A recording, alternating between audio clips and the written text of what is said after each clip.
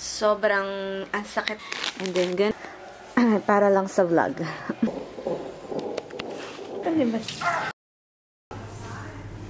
Pero mami.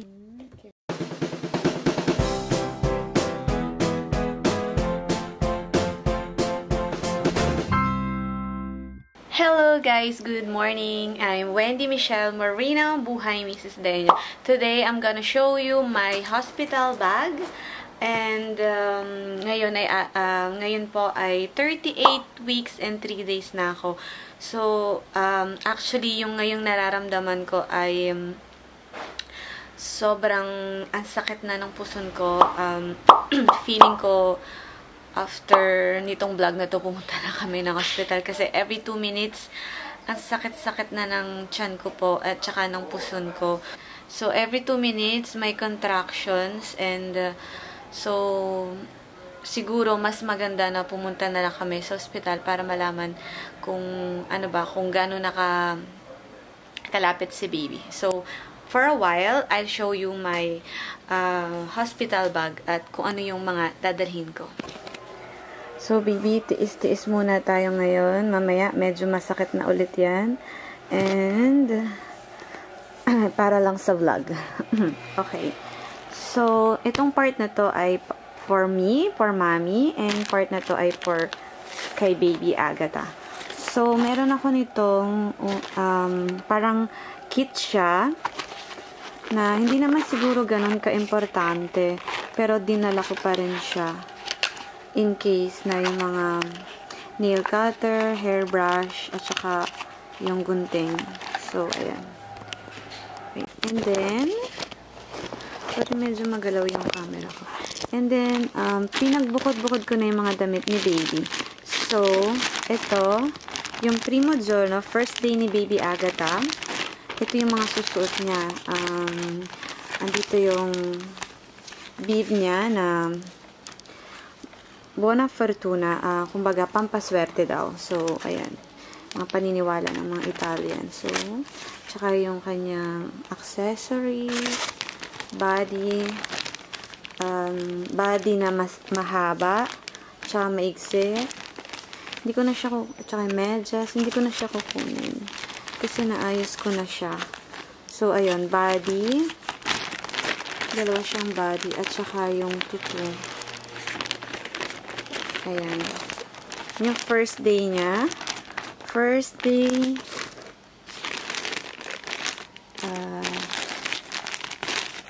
Ito yung second day. Second day niya. Nilista ko na din kasi kung ano nakalagay. Body, yung dress, headband, panglagay sa kamay, tsaka medyas, at tsaka, ayun, panglagay sa ulo yung accessories niya. And then, ganun din sa third day. Since medyo malamig na,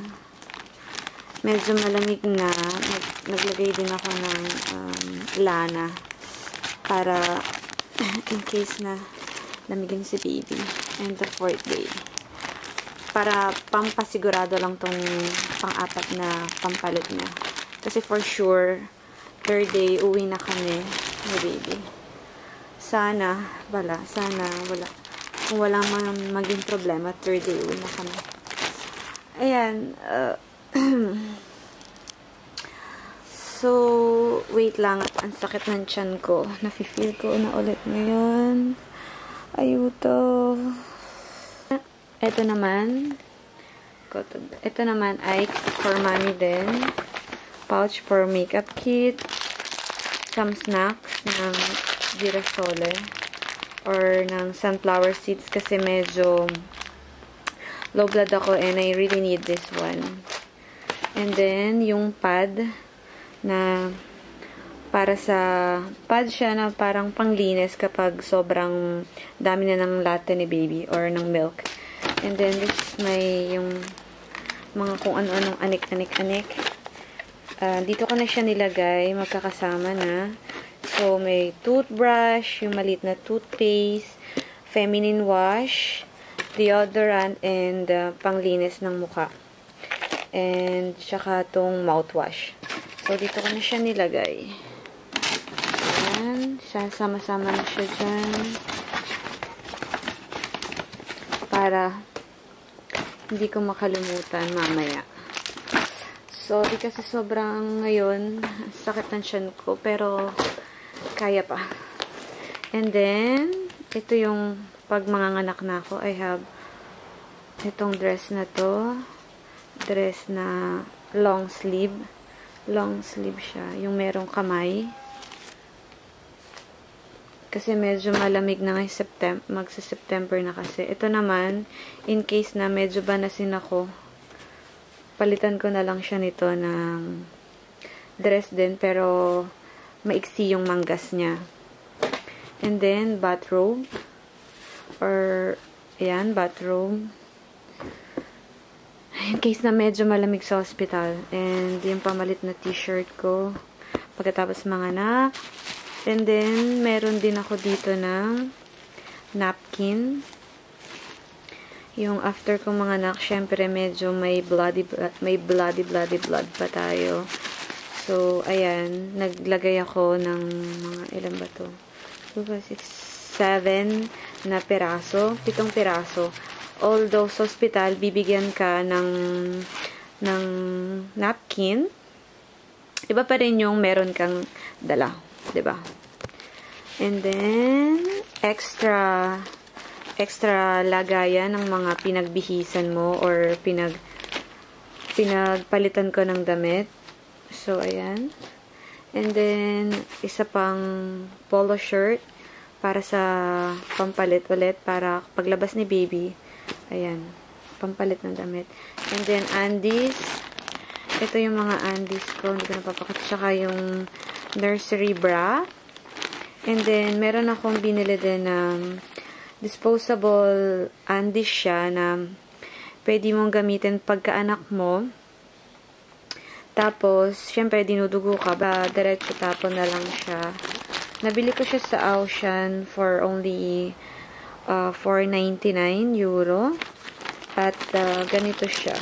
Ganito yung style. Ganito yung style niya. At 6 na piraso siya. Ayun. Tapos, ito yung pantulog. Another pantulog. Isang set ng pantulog. And then, tuwalya, and then mga maliliit na face towel. And wait lang. Meron din akong dinalan sa bata. Ayan. Chinelas. At some books. Ito yan. Some books.